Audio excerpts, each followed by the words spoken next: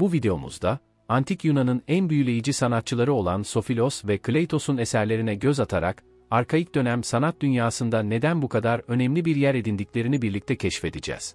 Hazırsanız, başlıyoruz. Sofilos, gerçek anlamda adını bildiğimiz ilk ressam olması bakımından önemli bir ressamdır. Eserin üzerinde Sofilos Megrapsen yazılıdır. Bazı eserlerinde iki tane ifadeyi net olarak görebiliyoruz. Bunlardan birisi Megrapsen, ikincisi de Mepoisen'dir. Bu dönemde sanki seramikler konuşuyormuş gibi bir gelenek oluşmaya başlıyor. Megrapsen beni boyadı anlamını taşırken, Mepoisen çömlekçi ustasına atfedilir ve beni yaptı anlamındadır. Yani eserin üzerinde Sofilos Mepoien yazdığında, beni Sofios yaptı anlamını taşır. Kimi zaman aynı eser üzerinde iki ustanın çalıştığını görürüz. Böyle bir durumda eserin üzerine iki terim aynı anda yazılıdır. Bu bize eseri yapan usta ile eseri boyayan kişinin farklı olduğunu gösterir. Fakat genellikle eseri boyayan sanatçının aynı zamanda bunu yapan kişi olduğu da düşünülür. Eserleri üzerinden gidelim. Bu eserde bir değişime tanıklık ediyoruz. Zaten ressamın Gorgon ressamının eserlerine benzeyen eserler ürettiğini biliyoruz. Gorgon ressamı da zaten bir değişiklik getirdiğiyle tanınıyordu. Dar friz kuşaklarını kullanmıştı. Mitolojik sahneleri göstermişti. Sofilos da aslında bu değişimlerden etkilenen bir sanatçıdır. Gorgon ressamı için 600-580 bandı tarihlenirken, Sofilos 580-570 bandına tarihlenir. Çok az bir sürede olsa Sofilos'un, Gorgon ressamının eserlerini görmüş olduğu ve onun eserlerinden etkilendiği düşünülmektedir. Sofilos genellikle dinos, ampora ve kraterleri severek kullanmış bir sanatçıdır. Genel olarak baktığımızda büyük kaplar üzerinde çalıştığını görüyoruz. Friz kuşaklarına önem verdiğini ve çok sayıda friz kuşağı kullandığını görüyoruz. Bitkisel motifleri işleyişi Gorgon ressamının etkisinde olduğunu gösterir. Buradan da Gorgon ressamından etkilendiği noktaların sadece friz kuşağı değil, aynı zamanda bezemelerin işleniş tarzından da etkilendiğini söyleyebiliyoruz. Bitkisel bezemelerindeki işleyiş tarzı bunu kanıtlamaktadır. Hayvan frizi uygulamasına aynen devam ettiğini görüyoruz. Burada biraz daha teknik özelliklerini görüyoruz. 6. yüzyılın ilk yarısında mitolojik hikayeleri seramikler üzerinde görmeye başlamıştık. Mitolojik olaylarla ilgili birçok bilgiyi aslında tarihi metinlerden değil, seramikler üzerindeki anlatımlardan biliyoruz.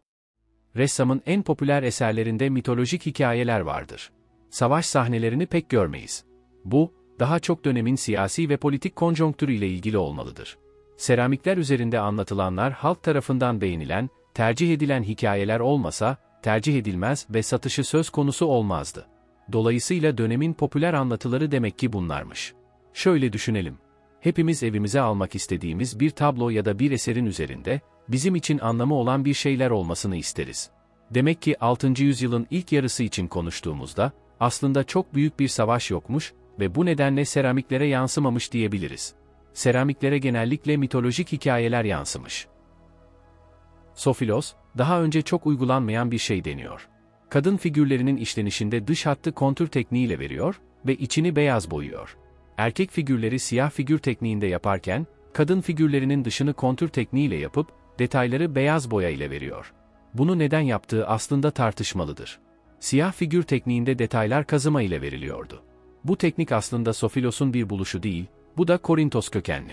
Buradan yaptığımız çıkarım, Atina siyah figürünün oluşumunda, Komast figürlerinin oluşumunda ve Sofilos'un kontürle beyaz boya kullanımında Korint'in büyük etkisi var. Kontürün üzerine hangi boya kullanmayı tercih etmiş diye baktığımızda kırmızı boyayı tercih ettiğini görüyoruz.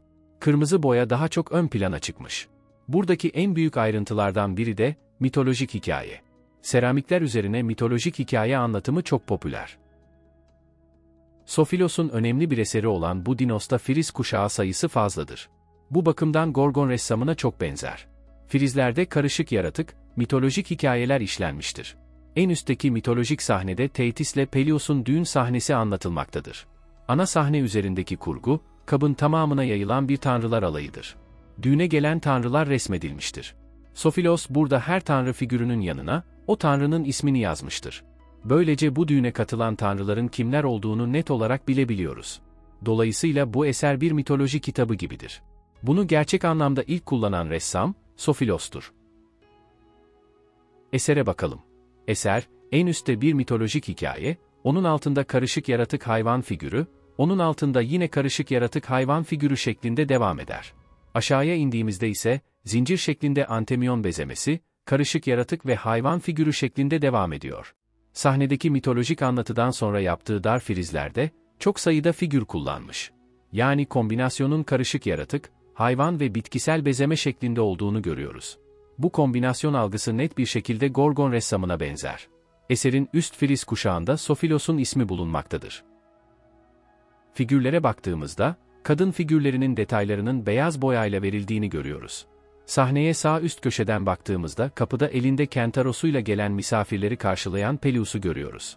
Karşısında sıralanmış olan her bir tanrı ve tanrıça figürünün yanında isimleri yazıyor. Figürlerin gözlerine baktığımızda arkaik etkiyi net olarak görebiliyoruz. Sahneye dönecek olursak, sahne soldan sağa doğru akan sahne planlaması üzerinde tanrı ve tanrıça figürleri var. Arkaik etki net olarak görülüyor. Elmacık kemikleri çıkık, yüzde gülümseme, büyük gözler var. Sahnenin dışına taşan unsurlardan, sanatçının derinlik algısı vermeye çalıştığını görüyoruz. Bu modanın halen devam ettiğini buradan anlayabiliyoruz. İstese bunu taşırmadan, sığacak şekilde yapabilirdi. Devam ettiğimizde, Gorgon ressamının etkisiyle Lotus Palmet zincirini görüyoruz. Bir karışık yaratık siren, yine zincir şeklinde bir antemyon verilmiş. Sol üstte bir panter ve yanında koç, altta da bir panter var. Demek ki sahne soldan sağa ya da sağdan sola akabiliyor. Sanatçıya ait önemli bir eserde, Troya Savaşı ile bağlantılı sahne ve figürler içeren bu Dinos parçasıdır. Dolayısıyla, 580 bandında Troya Savaşı konulu eserlerin popüler olduğu anlaşılabiliyor. Anlatılan sahne, Patraklos onuruna yapılan araba yarışı sahnesidir. Eserin dudak kenarına baktığımızda, dudak kenarında karışık yaratık ve hayvan sıralarını görüyoruz. Kırmızı boya yaygın olarak kullanılmış. Bu defa ana sahneyi, dudak altındaki dil sırasının altında görüyoruz. Ressamın halen daha derinlik algısını hissettirmede, perspektifte problemler yaşadığı anlaşılabiliyor. Bunu da sahnedeki ahşap tribünde gözlemliyoruz. Tribünü koyduğu noktada sahneye ikiye bölerken, tribünde oturan figürlerin geride olduğunu göstermek için figürleri çok küçük yapmış, ancak karşısındaki atları ise çok büyük olarak tasarlamıştır. Atlar bir iki hamle sonra sanki tribünlerin üzerine çıkacakmış gibi bir görüntü vermektedir. Figürlerin ellerini yaparken sıkıntı yaşamaya devam ediyor. Eller oldukça büyük. Aslana baktığımızda arkasına bakar şekli de verilmiş, çizim tekniği açısından başarılı olduğunu görüyoruz. Çağdaşı ressamlar ile karşılaştırdığımızda, Sofilos'un net bir sanatçı olduğunu söyleyebiliriz. Sanatçıya atfedilen bu üç ayaklı Pixis, Sofilos'un 580 bandına yakın olduğu düşünülen bir eseridir. Kabın üstündeki kapak kısmında yine karışı yaratık ve hayvan figürleri içeren frizler var ve ek olarak kırmızı boya kullanılmış. Ayak olarak dizayn edilen bölümlerdeki aslanların aralarındaki rozet kullanımından erken dönem etkili olduğu anlaşılıyor. Diğer örnekte karışık yaratık figürünün arasında da doldurma figürü olarak rozetler karşımıza çıkıyor.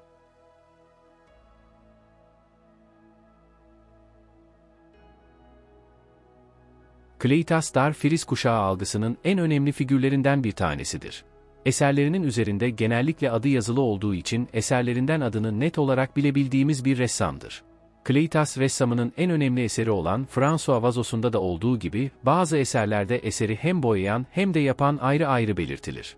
François Vazos'un bu şekilde ressamının Kleitas olduğunu bildiğimiz gibi çömlekçi ustasının da Ergotimos olduğunu biliyoruz.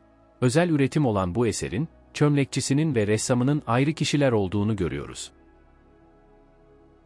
Gerçek adını ilk bildiğimiz ressam Sofilos'tu.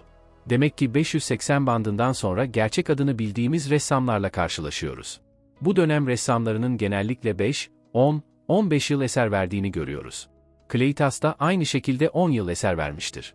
Eskiden kap yüzeylerinde birkaç tane figür görüyorduk, bu dönemle birlikte eserler üzerinde sıkça mitolojik hikayelere rastlıyoruz.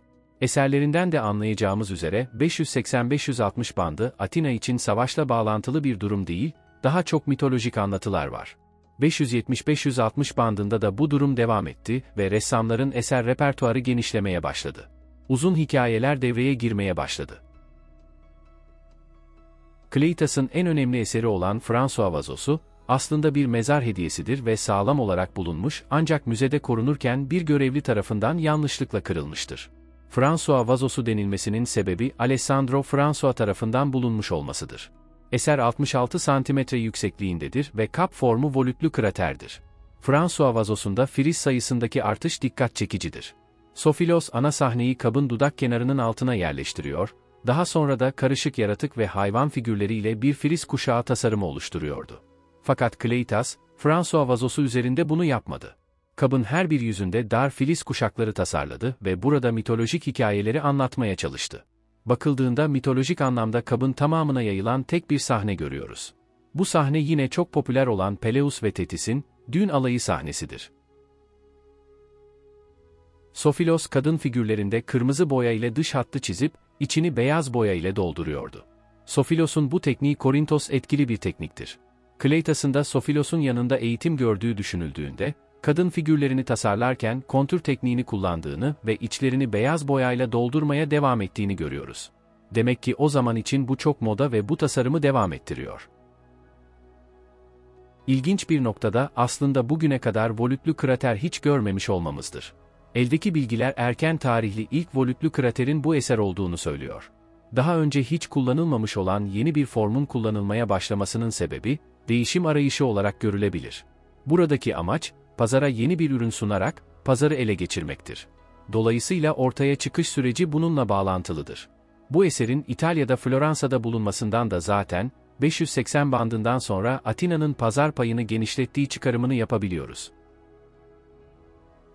Şimdi meşhur François vazosuna daha detaylı bakalım. Eserin A yüzüne baktığımızda dar friz kuşağındaki ana sahne üzerinde, Kalidon domuz avı sahnesini, onun altında Patraklos onuruna yapılan araba yarışlarını, hemen altında da Peleus ve Thetis'in düğün sahnesini görüyoruz. Aşağıya indiğimizde Trilos'un, Akilleus tarafından pusuya düşürüldüğü sahneyi, altında erken gelenekten getirdiği hayvan ve karışık yaratık frizini görüyoruz. Devam ettiğimizde Işın dizisi ve en altta pigmelerle turna kuşlarının savaşı tasvir edilmiştir. Eserde, adeta bir mitoloji kitabı gibi çok sayıda mitolojik hikaye anlatılmıştır. B yüzüne geçtiğimizde bazı değişiklikler gözümüze çarpıyor.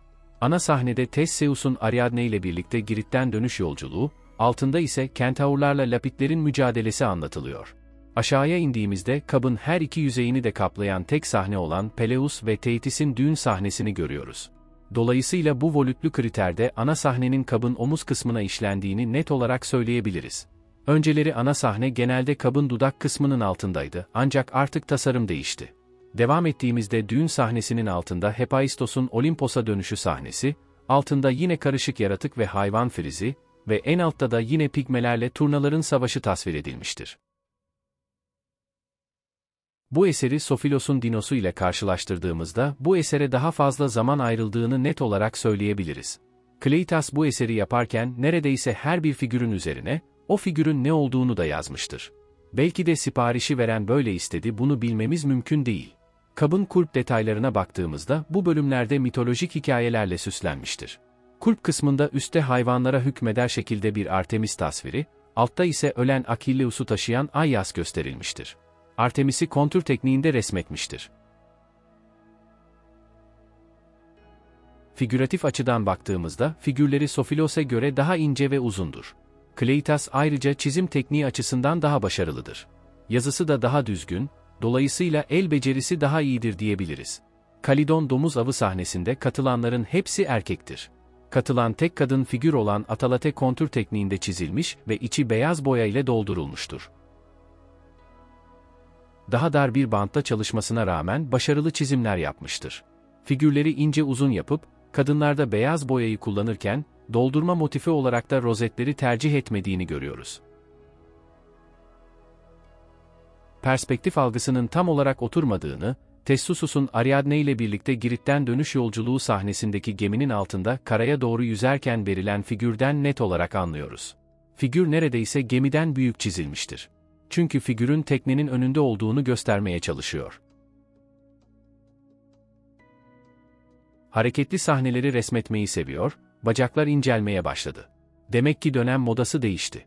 Siyah figür tekniğinin iyice oturmaya başladığını ve kazıma detaylarını verirken uzmanlaştıklarını görüyoruz. Bu eser ayrıca, dönem modasını anlatan bir eser olması bakımından da çok önemlidir.